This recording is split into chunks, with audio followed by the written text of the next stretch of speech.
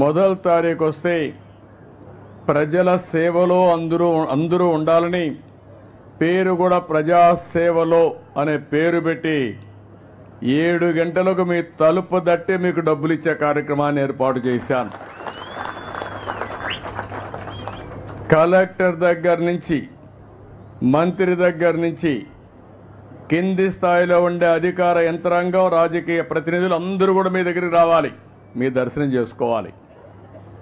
అందుకే నేను ఒక మాట అన్నాను, ప్రజలే ఫస్ట్, అంటే ప్రజలే ముందు, ఆ తర్వాతనే మిగిలినటన్నీ. ఆ నినాదంతో ఇప్పటికి 10వ నెల నేను అమరావతిలో ఉంటే ఏసీ రూమ్లో ఉంటే 2 రోజుల తర్వాత మా మంత్రులంతా నన్ను తిట్టుకొని ఈయన ఏసీ రూమ్లో ఉన్నాడు అని వీళ్ళు కూడా ఎగ్గొట్టే పరిస్థితి వస్తుంది. నేను ముందుండి నడిపించాలనే ఉద్దేశంతో క్షేత్రస్థాయిలో నేను పనిచేస్తున్నాను. ఎప్పుడు కూడా సైన్యం చేసేటప్పుడు, యుద్ధం చేసేటప్పుడు సైన్యాధిపతి ముందుండకపోతే యుద్ధంలో జయించలేము. అందుకని నేను ఈ కార్యక్రమానికి శ్రీకారం చుట్టాను. ఎన్నికల ముందు చాలా విషయాలు మీకు చెప్పాను నేను. ఈరోజు సమస్యలు ఉన్నాయి, చాలా కష్టాలు ఉన్నాయి. ఏదైనా ప్రజల సమస్యలు మాట్లాడితే వాళ్ళ మీద దాడులు చేశారు. గ్రామాల్లో ఉండే మీరంతా బయట రానియకుండా మిమ్మల్ని కట్టడి చేశారు, వేధింపులు చేశారు, ఇవన్నీ జరిగాయి. ఆ రోజు నేను ఒక మాట చెప్పింది, మళ్ళీ ఈ రాష్ట్రాన్ని పునర్నిర్మాణం చేసి మీ జీవితాల్లో వెలుగు చూపించే బాధ్యత నేను తీసుకుంటానని ఆ రోజు చెప్పాను. ఆ మాట ప్రకారం ముందుకు పోతున్నాం. నేను వచ్చిన మొట్టమొదటిసారిగా మీరు గుర్తుపెట్టుకోండి, డబ్బులు లేవు, జీతాలు కూడా ఇవ్వగలుగుతామా లేదా నాకే అనుమానం. కానీ ఒక మాట చెప్పాను, ఏప్రిల్ నుంచి పింఛన్ ఇస్తానని చెప్పాను. మామూలుగా నేను చెప్పలేదు, అన్నీ ఆలోచించే చెప్పాను.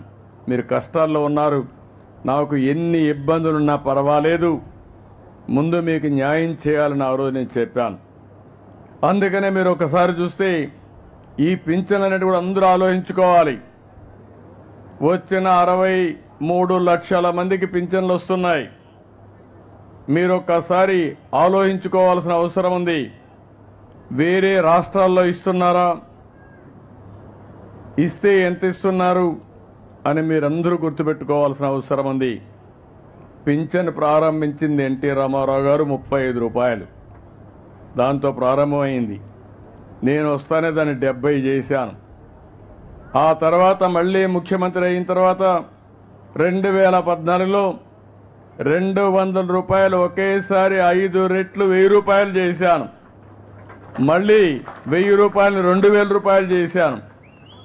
ఇప్పుడు కూడా కొంతమంది మాట్లాడతారు, మేం చేసాం 2000 అంటారు.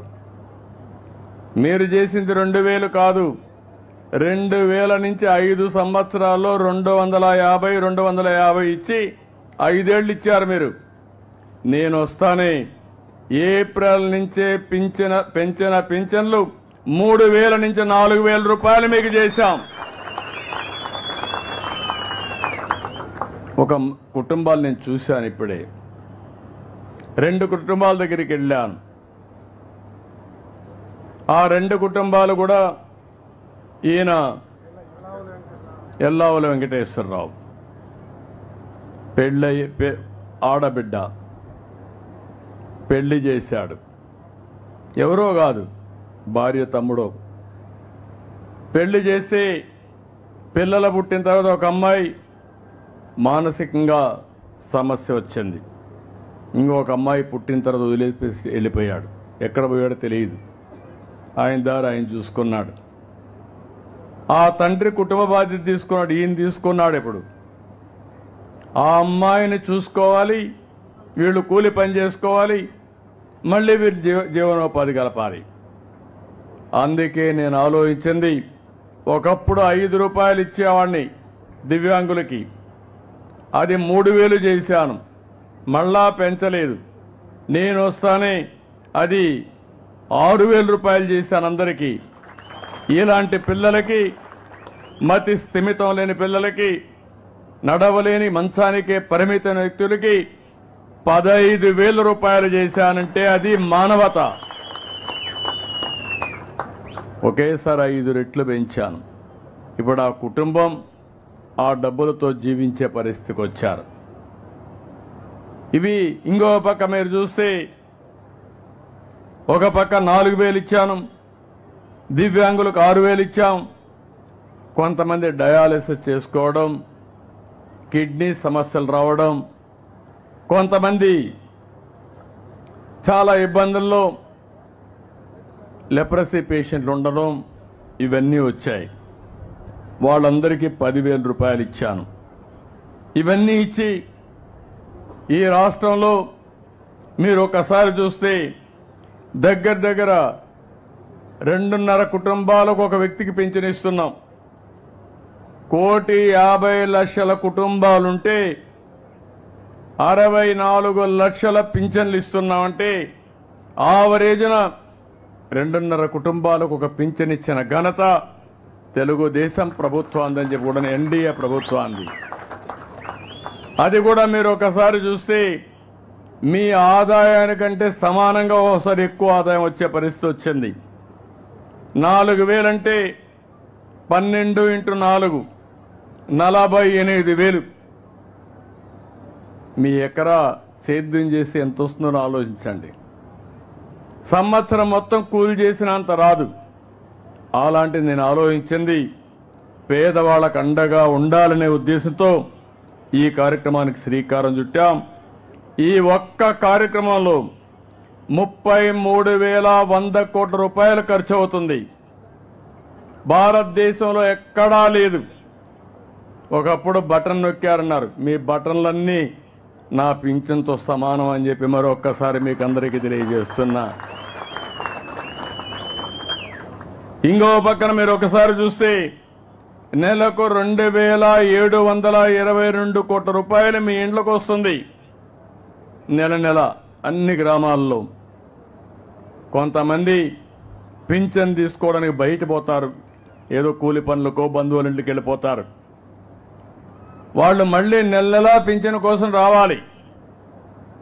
రాకపోతే ఇచ్చే పద్ధతే లేదు. అందుకే నేను ఆలోచించాను, అలాంటి వారికి ఒక నెల రాకపోతే 2వ నెల తీసుకోండి, 2 నెలలు రాకపోతే 3వ నెల కూడా తీసుకునే అవకాశం ఇచ్చాను.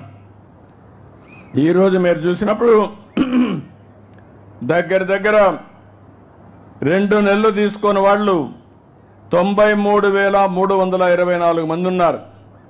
నేను మిగలబెట్టుకోవాలంటే 76 కోట్లు మిగులుతుంది నెలకి. కాదు, పేదవాడికి అండగా ఉండాలని అదనంగా 76 కోట్ల రూపాయలు నెలకు మీకు ఇస్తున్నానంటే అది పేదవాళ్ళ పట్ల అభిమానం. ఇంకో పక్కన మీరు చూస్తే 3 నెలలు తీసుకుని 16,000 ఉన్నారు, వాడుకో 14 కోట్లు ఇస్తున్నాం. వీళ్ళు కాకుండా భార్య భర్త ఉంటారు, భర్తకు పింఛన్ వస్తుంది, భార్యకు రావడం లేదు. భర్త చనిపోతే పింఛన్ ఇవ్వకుండా పోతే అనాథయ్యే పరిస్థితి వస్తుంది. భర్త చనిపోయిన వెంటనే భార్యకు పింఛన్ ఇచ్చే విధానానికి శ్రీకారం చుట్టామని చెప్పి కూడా నేను మీకు తెలియజేస్తున్నాను. ఆటోమేటిక్గా ఇస్తున్నాం. రెండోది మీరు ఒక్కసారి గుర్తుపెట్టుకోవాల్సింది, ఈరోజు పింఛన్లు మీ ఇంటికి పంపిస్తున్నాను, 7 గంటలకే పంపిస్తున్నాం. మళ్ళీ టెక్నాలజీలో అనుసంధానం చేస్తున్నాను. ఎక్కడిచ్చాడో కంట్రోల్ రూమ్ నుంచి మీ ఇంటి దగ్గర ఇచ్చాడా, పక్కనిచ్చాడా, లేకుంటే ఎక్కడన్నా వాళ్ళ ఆఫీసు పిలిపించాడా, మొత్తం సమీక్ష చేస్తున్నా. మళ్ళా మీకు ఒక మెసేజ్ పంపిస్తున్నా, పింఛన్ ఇచ్చినప్పుడు డబ్బులు ఏమన్నా తీసుకున్నారా అని కూడా అడుగుతున్నా, మిమ్మల్ని ఇబ్బంది పెట్టారని అడుగుతున్నా, మర్యాదగా మాట్లాడారని అడుగుతున్నా. అంటే ఉద్దేశం ఏంటి? పింఛన్ ఇవ్వడం అనేది తీసుకోవడం మీ హక్కు, ఇచ్చే వాళ్ళకు కూడా జీతం ఇస్తున్నాం, ఇచ్చేటప్పుడు గౌరవంగా ఇవ్వాలని